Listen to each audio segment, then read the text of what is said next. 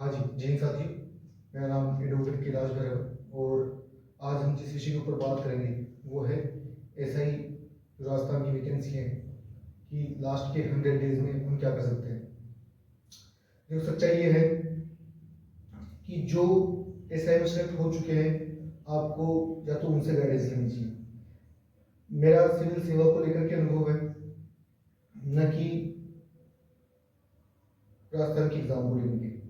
ठीक है, लेकिन फिर भी बहुत ईमानदारी के साथ में, ये माँ सरस्वती है, सच कह रहा हूँ, बहुत ईमानदारी के साथ में इसे पॉइंट बताऊंगा कि जो आपकी तैयारी को आसान कर दे और आपको आगे की राह दिखाए।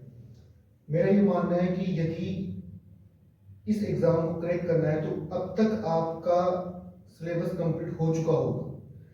और टाइप वन में तो ये है कि जो टाइप वन में जो स्टूडेंट है वो स्टूडेंट लगभग सिलेबस कंप्लीट कर चुके होंगे, पीवाईक्यू लगा रहे होंगे, टेस्ट सीरीज दे रहे होंगे, अपने जो वीक पॉइंट्स है, वीक टॉपिक्स है उनको स्ट्रॉन्ग कर रहे होंगे, कम से कम एक बार सिलेबस कवर कर चुके होंगे।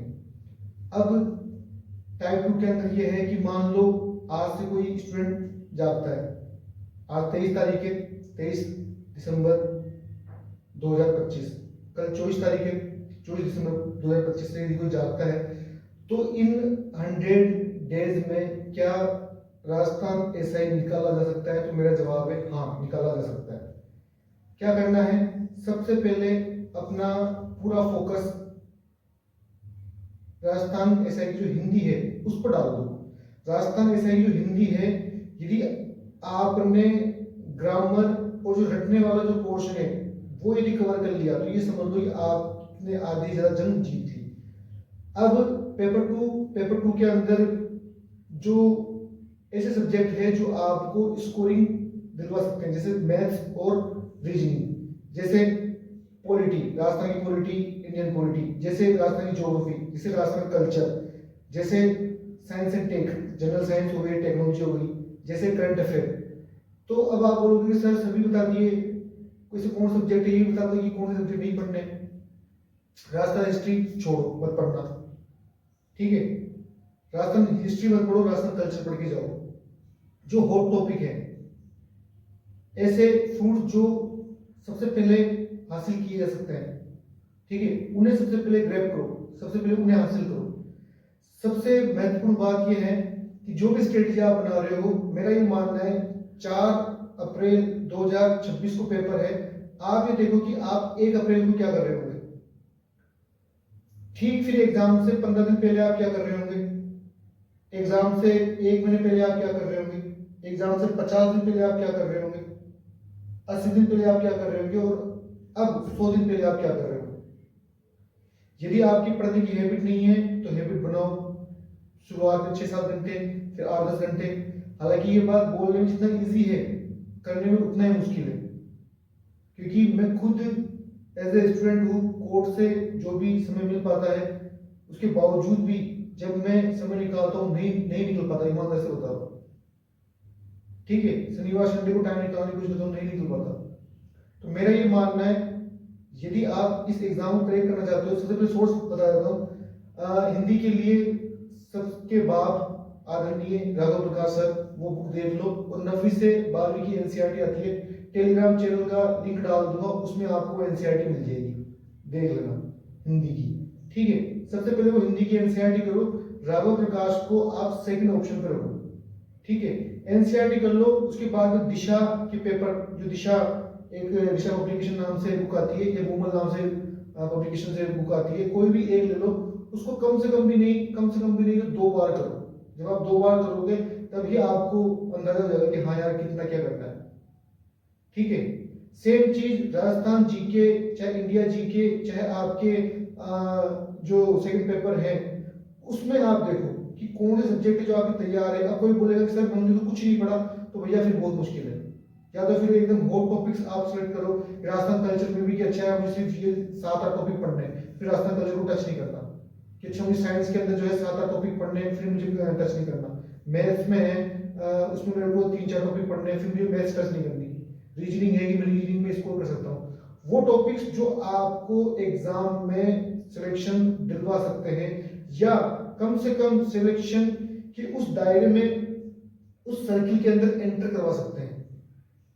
और यदि ऐसा नहीं है तो फिर वो कहावत है कि मुंगेरी लाल के हसीन सपने, कोई मतलब नहीं है। ऐसे ऐसे स्टूडेंट बैठे हुए हैं जो तुम्हें रौंद करके निकल जाएंगे, रौंद करके निकल जाएंगे।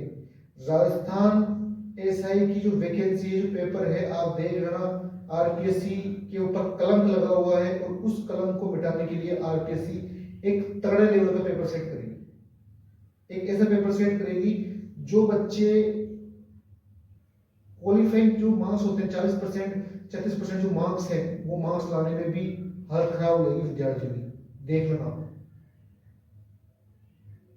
आप पिछली कई वैकेंसियों के रिजल्ट देख रहे होंगे कि बच्चे जो वैकेंसी है वो वैकेंसी पास नहीं कर पा रहे, चाहे असिस्टेंट प्रोफेसर की वैकेंसी हो, चाहे एपीओ की हो, असिस्टेंट प्रोसिक्यूशन ऑफिसर जो सरकारी वकील होता है उसकी वैकेंसी हो, कई वैकेंसी अब भर ही नहीं पा रही है।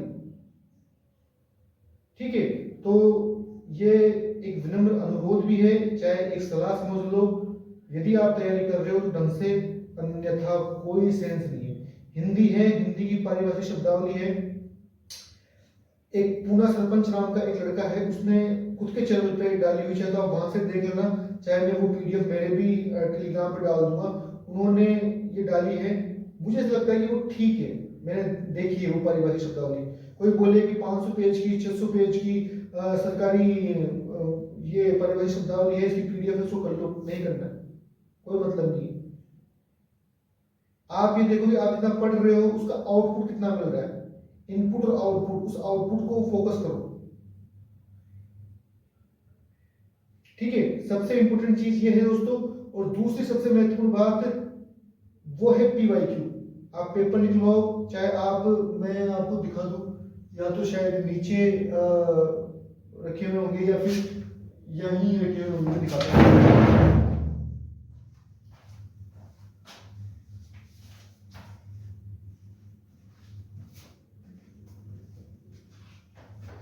ये देखो, मैं दिखाता हूं आपको।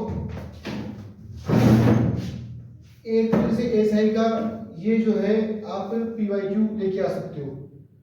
अब इस पीवाईक्यू में सॉल्यूशन नहीं है, सिर्फ पीवाईक्यू में जो पेपर दिया हुआ है, और पेपर जो है सब्जेक्ट वाइज मत लेके आना, पेपर जो है पूरा पूरा पेपर होना चाहिए, और उसके पीछे फिर आंसर की हो, उतना काफी है।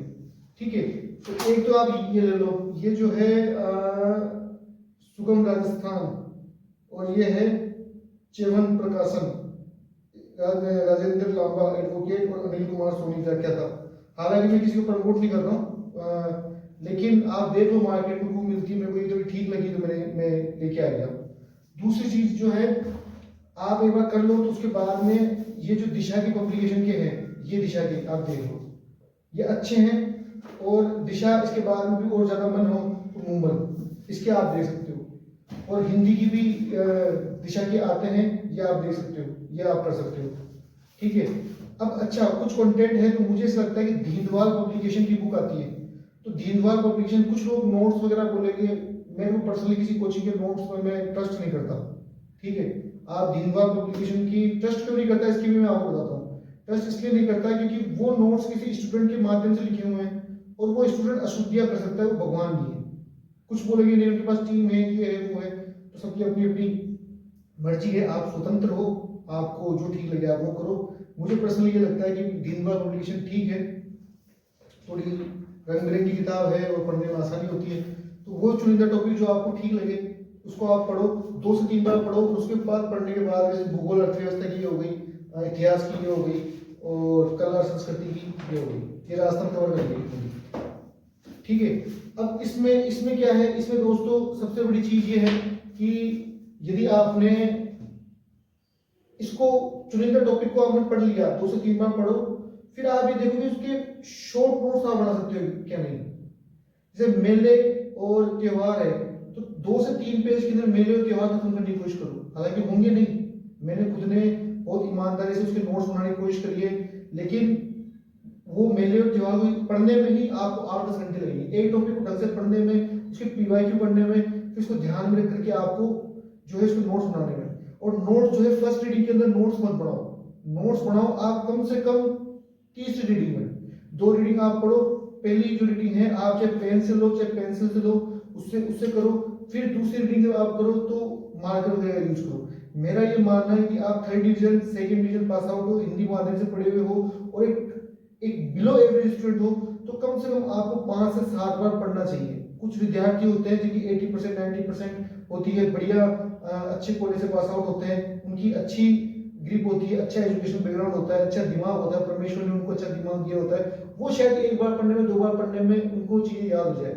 लेकिन अधिकांश विद्यार्थी ऐसे होते हैं जो एक नॉर्मल बैकग्राउंड से होते हैं, चाहे वो 55 का हो चाहे वो 75 का हो। मैं 55 70 वाले को एक ही मानता हूँ, चाहे 60 62 कोई बड़ी बात नहीं है। वर्तमान में भी किसी की 60 है या 70 है या एवं 75 भी है तो वो भी एक नॉर्मल परसेंटेज है। ठीक है, डिपेंड करता है कि आप मेहनत कितनी कर सकते हो।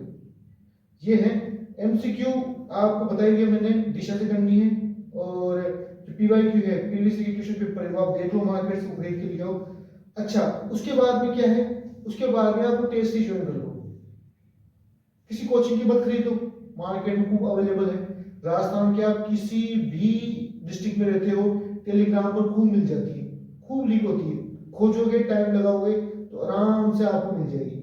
नहीं मिलती, जयपुर में आओ, टोंक फाटक के अंदर दुनिया भर की कोचिंग इंस्टीट्यूट की टेस्ट सीरीज जो है आपको मार्केट में अवेलेबल मिलेगी।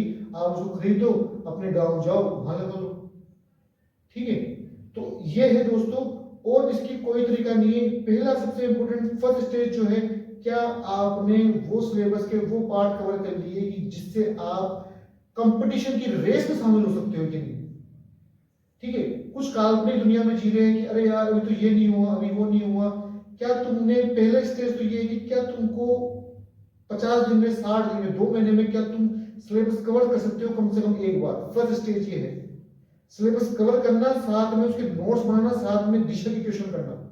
दूसरी स्टेज ये है कि आप क्वेश्चन क्या नाम से उसके रिवीजन करो, और रिवीजन के साथ साथ में टेस्ट लगाओ। फिर टेस्ट में जो उसकी गलतियां हो उसका एक रजिस्टर बनाओ, और उस रजिस्टर के अंदर जो है उसको देखो। जैसे मान लो आपने विसर्ग संधि में गलती की है, या जड़ संधि में गलती की है, या कोई समास में गलती की है, या आपने कोई प्रवाच्य में गलती की है, या कोई पारिभाषिक शब्दावली में गलती की है, तो उसको लिखो कि चाहे ये गलती हुई है, इसको दोबारा गलती को होनी नहीं चाहिए गलती। Indian polity, Indian geography, Rajasthan geography, economy survey, कोई भी ऐसा फैक्ट जो आप बोलते हैं कि चाहे ये इंपॉर्टेंट है, ये आ सकता है, ये टकरा सकता है, तो आप उसको रजिस्टर में लिखो। ये है दोस्तों, और मिलेंगे जल्दी ही नेक्स्ट वीडियो में। Thank you so much. जय हिंद, जय भारत, ओम नमः शिवाय।